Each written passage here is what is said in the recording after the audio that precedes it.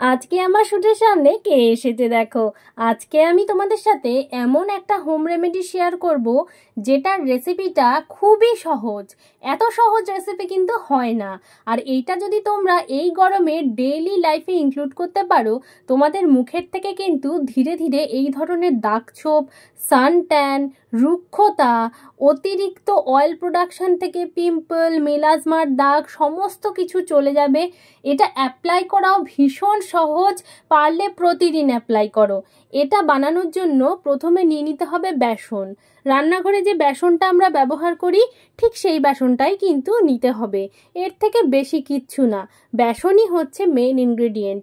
আর গরমকালে যদি বেসন ব্যবহার করতে পারো, মুখটা যে কত ভালো থাকে সেটা বেসনের বিভিন্ন রেসিপিগুলো করে বুঝতে পারবে।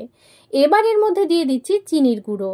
তোমাদের কাছে যদি গুঁড়ো করা চিনি না থাকে তাহলে তোমরা দানাদার চিনিটাই দিতে পারো, তবে ওটা কিন্তু যতক্ষণ না ঘুলে যাবে ততক্ষণ পর্যন্ত তোমাদের মিক্স করে যেতে হবে। এভাবে করে রাখলে সহজ হয়। এরপর নিয়ে নিচ্ছি কস্তুরি হলুদ বা ওয়াইল্ড টার্মারিক। তোমরা এখানে কস্তুরি হলুদ না থাকলে রান্নার হলুদই 1 চিমটি ব্যবহার করতে পারো। সাথে নিয়ে নিচ্ছি সামান্য নারকোল তেল। এটা কিন্তু আমাদের লাগবেই লাগবে স্কিন কেয়ারের জন্য, গরম হোক বা শীত। এবার নর্মাল জল, প্রেফারেবলি খাওয়ার জল, যে জলটা আমরা পান করি সেই জল দিয়েই এই পুরোটা গুলে নিতে হবে। এবার ধীরে ধীরে বেনিফিটসগুলো বলি। বেসনে আছে স্কিনের থেকে যে অয়েল প্রোডাকশনটা হয় এক্সেসিভ, সেটাকে ড্রাই করার প্রপার্টি। হলুদে আছে অ্যান্টি ইনফেকশন প্রপার্টি, যেটা স্কিনের ওপর থেকে ব্রণ, র্যাশ প্রভৃতি জিনিস কিন্তু দূর করতে ভীষণ সাহায্য করে। কোকোনাট অয়েলের মধ্যে আছে anti ageing property, skin cleansing property. আর এর মধ্যে আমরা দিয়েছি চিনির গুঁড়ো। চিনির গুঁড়ো কিন্তু স্কিন আর চুল দুটোর জন্যই ভীষণ ভালো। হ্যাঁ, এটা কিন্তু হেলথের জন্য খারাপ, চিনি খাওয়াটা কিন্তু খুব একটা ভালো জিনিস নয়। তবে আমরা স্কিনে আর চুলে যদি চিনি ব্যবহার করি, স্কিনের উজ্জ্বলতা কিন্তু ভীষণ বেড়ে যায়। তাছাড়াও স্কিনের মধ্যে এক্সফলিয়েশন হয়, ডেড স্কিন সেলসগুলো রিমুভ হয়, ব্ল্যাক হেডস হোয়াইট হেডস দূর হয়ে যায়। এমন না যে একদিন করেই তোমরা এটার খুব বড় উপকার কিছু পেয়ে যাবে।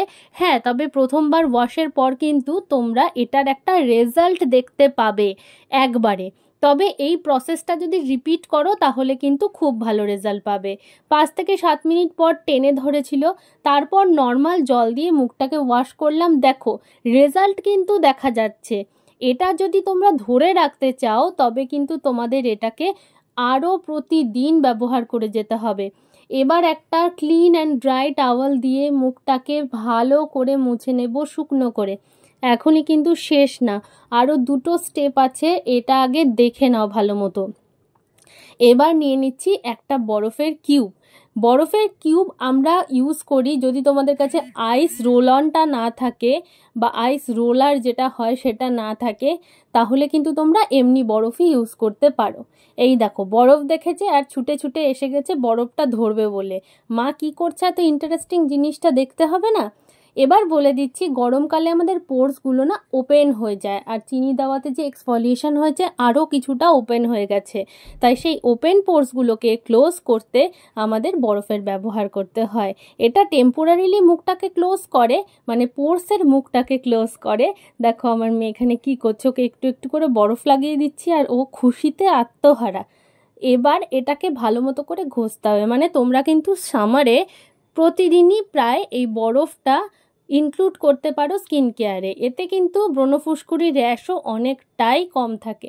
দেখো গালটা কীরকম লালচে হয়ে গেল, পোর্সগুলো মিনিমাইজ হয়ে যায়।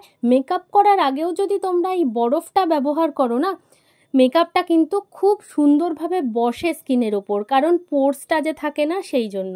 এবার মুখটাকে আলতো করে একটা টাওয়েল দিয়ে মুছে দেব, মানে বরফ গলা জলটাকে মুছে দেব। এবার দেখো মুখটা কতখানি ক্লিন লাগছে, কতটা ভালো লাগছে। পোর্সগুলোও মিনিমাইজ হয়ে গেছে। পোর্সগুলো তোমরা দেখতে পাচ্ছ না, তবে প্রচুর পোর্স আমার মুখে ছিল।